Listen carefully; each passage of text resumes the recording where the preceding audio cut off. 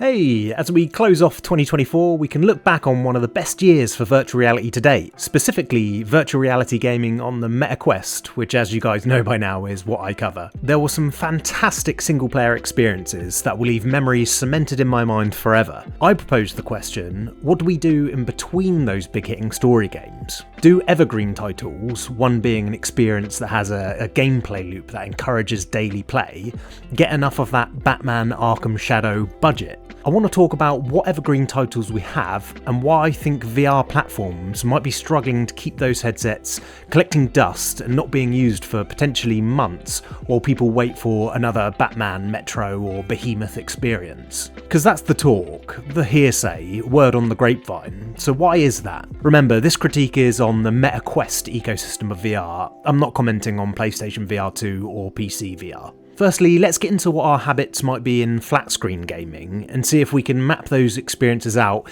into our VR landscape and then work out what we could be missing. I think it's safe to say that if you're a VR gamer, you're likely also a flat screen gamer, right? I would hazard a guess that people picking up VR as their first gaming is very rare. Now, to look at flat screen gaming habits, I'm going to look at data readily available on Steam. Now I know that isn't every player, but it's a fair chunk of the community, and it's the best I've got. Now I'm not going to look at the best of 2024 for the category of most played, because it's measured by peak concurrent players.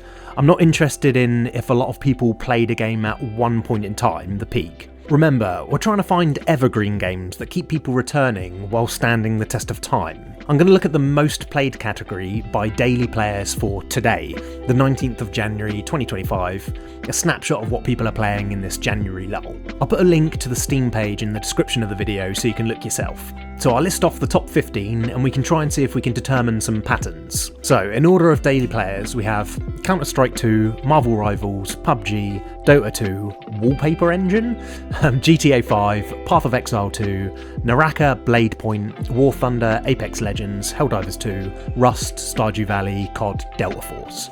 And an honourable mention to 16th place, the long-standing 2015's Rainbow Six Siege. Round of applause. To be fair, GTA 5 is 2015 as well. Alright, let's try and find some patterns, shall we? First thing that stands out is Wallpaper Engine. What on earth is that? It looks like you can run it in the background and get some cool dynamic 3D wallpapers on your desktop. So, ignoring that, what stands out to me is nearly all of those are competitive online multiplayer experiences. I think there's one exception to that, which is Stardew Valley. If there were any big-hitting single-player games recently, they would show up too, and that's fine. Maybe Path of Exile 2, having released last month, would fall into that bucket, but it does also have multiplayer. And that's great, I think the Quest ecosystem is already nailing that category, but we're here to discover what evergreen games are people playing. I also want to point out another pattern here that's a stigma in the VR community, and that's that half of those games are free to play, and not one is a child's game. We'll get back to that as I think it's important. So, to summarise, in flat screen gaming, it looks like the games that keep people returning regularly, the most popular evergreen games, are competitive online multiplayer. I think that in VR we've shown that evergreen titles don't have to be in that category. One of the first evergreen games for me in VR was The Walking Dead Saints and Sinners, with its day-night cycle and home base to collect cool new gear, which is awesome. The more of that, the merrier in my opinion. But objectively looking at this data, it seems most gamers who game flat screen, which is also most VR gamers I'd hazard a guess, are looking to play competitive online multiplayer games in 2025.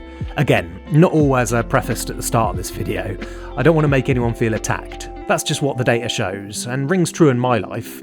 I would say that my go-to flat screen game is number 10, Apex Legends. Nothing wrong with that.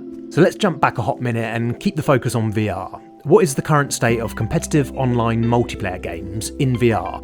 If we're saying that in 2025, so far, most flat screen gamers who have everything they could want to choose from return every day to competitive online multiplayer games. Firstly, let's look at the most popular section in the MetaQuest Horizon store and see if we can see a similar pattern. Okay, so in order we have Gorilla Tag, Meta Horizon, YouTube, VR Chat, Roblox, Beat Saber, Rec Room, Animal Company, which is a Gorilla Tag clone, Blade and Sorcery Nomad, Scary Baboon, which is another Gorilla Tag clone, and then Batman. You guessed it, Scary Baboon is being played more on the Quest than Batman. Then we have Steam Link, VR FS Football, Yeeps, again a Gorilla Tag clone, and finally at 15, Population 1. Metro Awakening and Behemoth aren't in the top 50 for most played experiences right now. Bloody hell. I know they aren't evergreen titles we're after, but come on, you'd think they'd still be up there. Alright, let's try and wade through this. Firstly, Blade and Sorcery Nomad is a great game that's another example of an evergreen game that isn't competitive online multiplayer. Then we can ignore YouTube and Steam Link, that's not what we're after. Then there's a big hitter in the form of Batman, that's not long released, so that makes sense where it stands. In the list is one online multiplayer competitive game, in the form of Population 1 at 15. The rest are child-dominated Gorilla Tag clones or social experiences like VR Chat, Rec Room or Meta Horizons. Honourable mentions to Beat Saber, still up there doing the Lord's work. Okay, so what does this all mean? Why is this? And what's my point? So as mentioned, we know when a huge player base of gamers, and I don't care if you're flat screen or VR, we're all gamers, are given everything and anything they could possibly ever want to play, which the Steam data really is an example of, it looks like the majority of gamers, love it or hate it, return every day to competitive online multiplayer experiences. Now, I put it to you the argument that VR has a huge gap in games in this genre.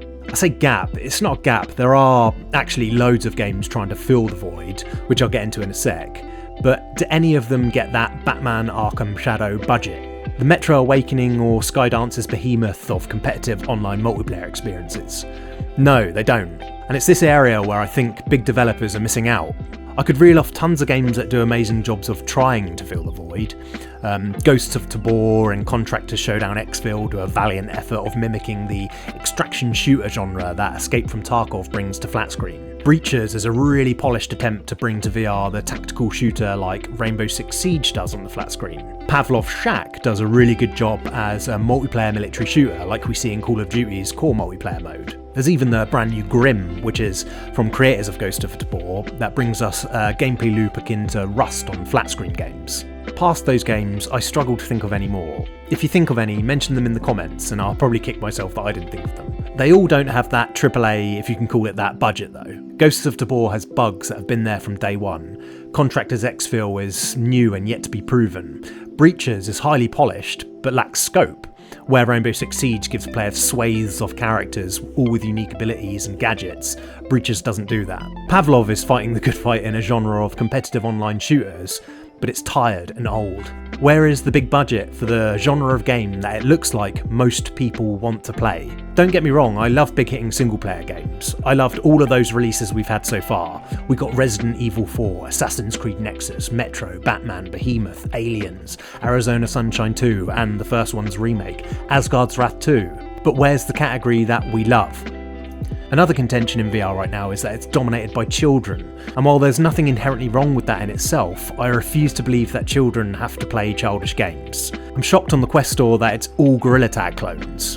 When I was a child, I was playing Mortal Kombat, Street Fighter, House of the Dead, GoldenEye, Perfect Dark, Smash Brothers. I strongly believe that if you make something cool enough for adults, the kids will want to play too. I have to believe that. If you look at the flat screen game data, it kind of shows that. Now of course, the Meta headset is much cheaper than a gaming PC, so maybe that's the reason. But if we all just lay on our backs and accept this is a kids console with all these games being kids games, then what are we doing here? I think there is a gap, and I think it can be filled if just bigger developers show these genres some love. How do we tackle the issue of VR players not putting on their headsets every day or week?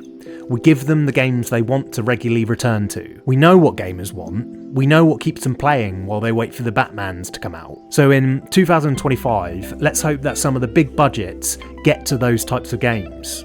I'm not saying I don't want the Batmans, I absolutely do, but I also want excuses to put on my headset every day, not just in the holidays, when those games get released. Well, thanks for watching this video. I really hope you put your own thoughts in the comments because I really want to hear what you think. Thanks for watching. First of this year's Big Four has arrived. That's right, the Quest 3 and Quest 3S exclusive Batman Arkham Shadow is out. Is this the VR chosen one that everyone has been hoping for? Or will it quietly slip into the forgotten shadows while we try and enjoy the other amazing VR games coming out this year? I'm going to try my best to keep this a spoiler-free review.